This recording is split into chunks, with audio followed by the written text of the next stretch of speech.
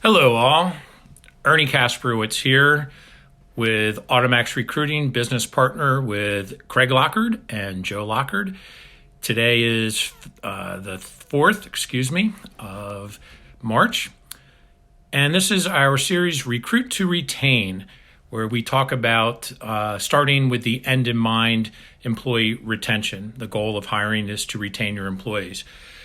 You know, over the past few weeks, we have shared information through this format with specific how-tos, exactly how to recruit and then retain those people. We talked about things ranging from an effective onboarding strategy that allows for a quick processing of the candidates, proper interviewing, proper hiring, getting the right person, making sure that we're trying to put them in the right seat on the bus, that concept. We talked about providing them information, knowledge, so that they can become a part of our culture, establishing a culture, adhering our people to that culture. We talked about ideas with pay plan so that there is an effective, commensurate pay plan for the area that you are working in so that your employees can feel that they are being rewarded for their efforts.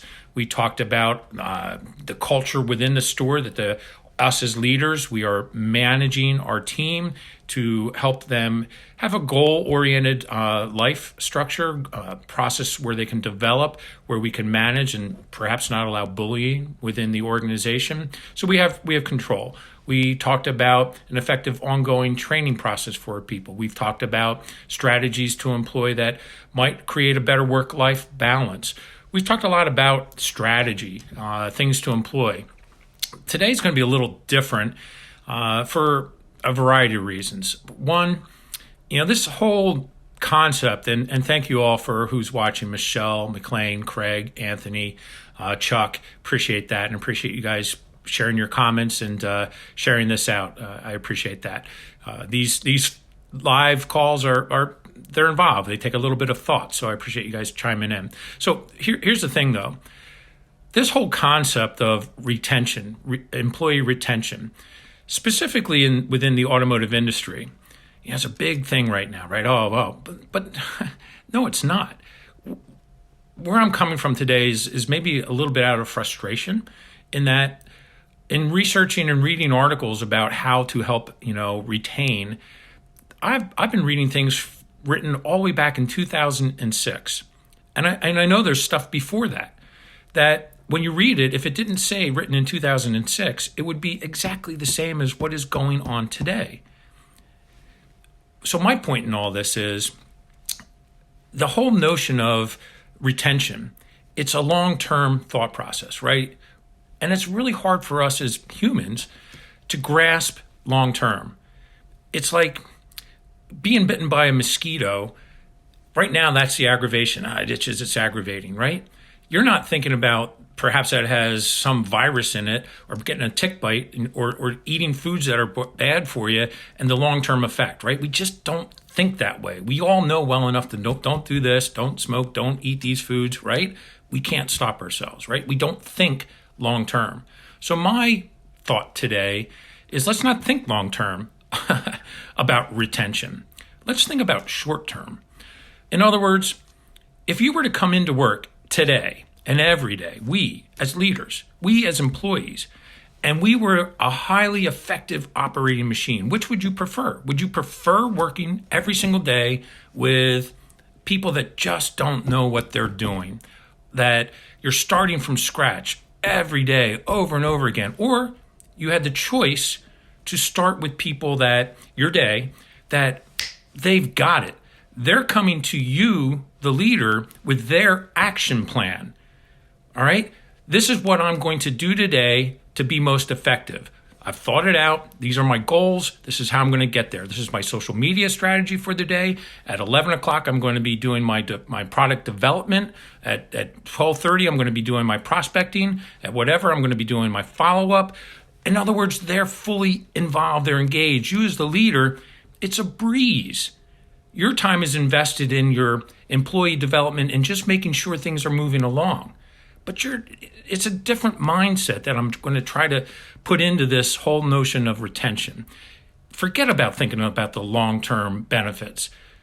It's the short-term benefits that you're going to get from managing and doing these things that you need to do on a daily, weekly basis. So I think about it, and partly what comes to mind is with this is that our team of trainers that we have. There's 25 to 27 active trainers on a weekly basis in and out of dealerships. And we ask them, what are you seeing? What development are you seeing? What changes are you seeing? What implementation are you seeing within the stores?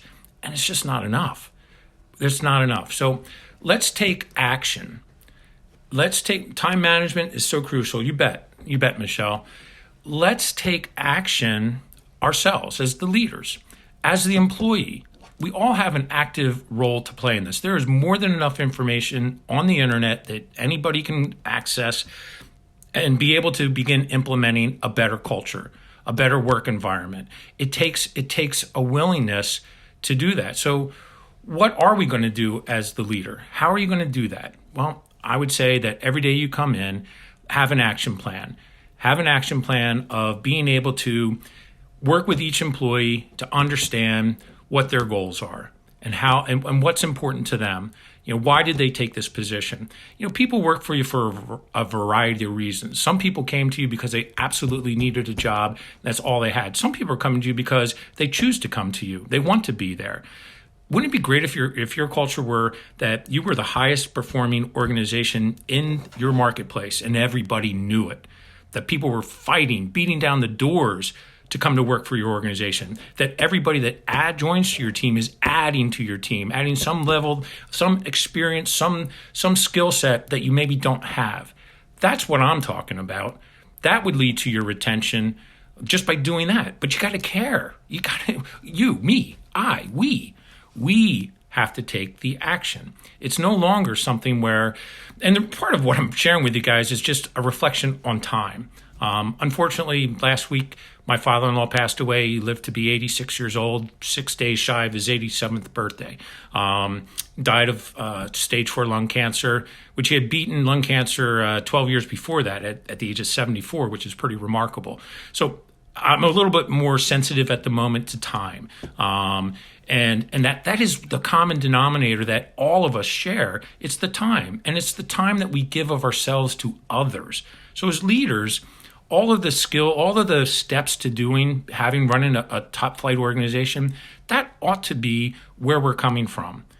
We want to try to establish a culture within our store that our customers, imagine the choice between working at a dealership or organization where you come into work and it's a grind. Well, why is it a grind? It's usually a grind because people don't know what they're doing, right?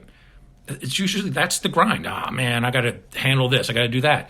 Well, let's take the time to develop the skills within our people. Let's take the time to teach people every single day a better product knowledge.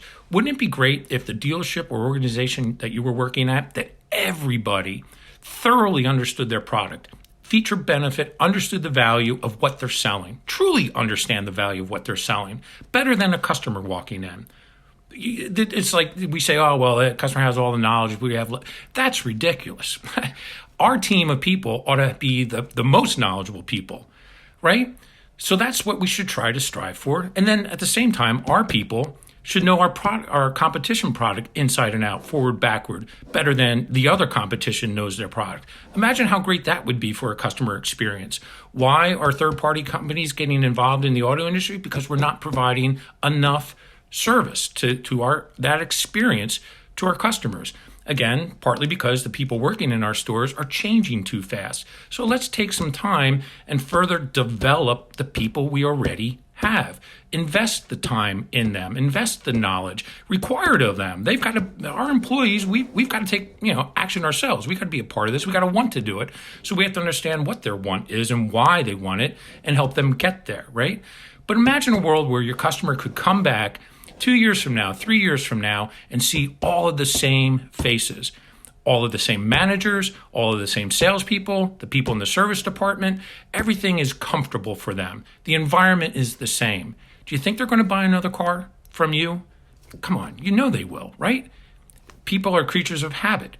you're making it easy to do business. Every day that we work in the auto industry or any business should make it one day easier than the next. The longer we stay with what we're doing should make it easier upon us. But we've got to put the effort in. We got to take the action. And that's what I'm railing about at the moment, is taking action. It's enough talk about how to do things.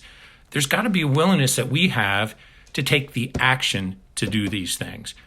All right. So it's a little bit of what I wanted to share in that regard. I do think that given the choice, your team of people provided a reasonable, flexible work schedule. Today, part of the problem with the retention has been there is always somebody else in line to come in and work for us. That's proven to be a fact. There is somebody else. All right. So the need for worrying about it doesn't seem as prevalent or relevant because there is always somebody else. We prove that every single week to our clients that we're going to find a higher quality applicant and a larger quantity of those people. It just exists. But at some point, it is going to run dry. It's going to run dry because the people that are replacing people in their 30s, 40s, 50s, they're not interested in the same type of lifestyle structure, work-life balance. It's different. It's changing. It's going to catch up to us. So why not get ahead of that and take that action now? There ought to be a whole lot more women working in the auto industry. Our staff should be 60% women, 40% men. Why? Women sell more cars than men, all right? But it's not an environment conducive for women. Why? We don't want it to be. We choose not to allow that to be. There will be a time that is going to change and should change. There's nothing wrong with that. So I don't know. These are just some thoughts that I had with this. It's kind of, I just look at it. We talk about it. And after a while, it's like, okay, well, what's going to change? Well, what's going to change is inside our stores, it's got to be a desire to be the best we can possibly be. A sports team, think about sports teams. If anyone's played sports and you were on a crummy losing team, that experience is no fun whatsoever. It's a grind, right? But you're still putting in the same amount of work and time anyway, as the team that's performing at the highest level. The difference is what they're rehearsing, what they're practicing, what they're developing, what they're focused on, where their mindset is at a different level. Now, maybe it's the leadership, maybe it's just a choice, but we have to make the choice to make a difference in our own lives. As the leader, it's our responsibility. As the employee, it's our responsibility to come in prepared every day. It's a two-way street. That's what a good organization, and that's really how it's supposed to be run.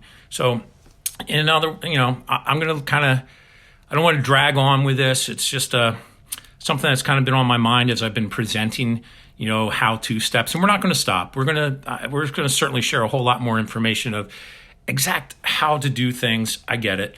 All right. So, it's not like we're turning our back on you, but I do want to put it on us as the leaders that now's the time to take action. We really do need to take action in what is in front of us. So for now, I'm going to leave you guys be. I appreciate if you have some quick questions or a thought you want to throw out there that I can answer. I would be glad to see what I can do about that. And if I can't answer at the moment, I would get back to you on the next one. All right, so I thank you, Michelle, Shelley, Joe, Anthony, and anybody else who I missed earlier that may have chimed in. I wish you the best.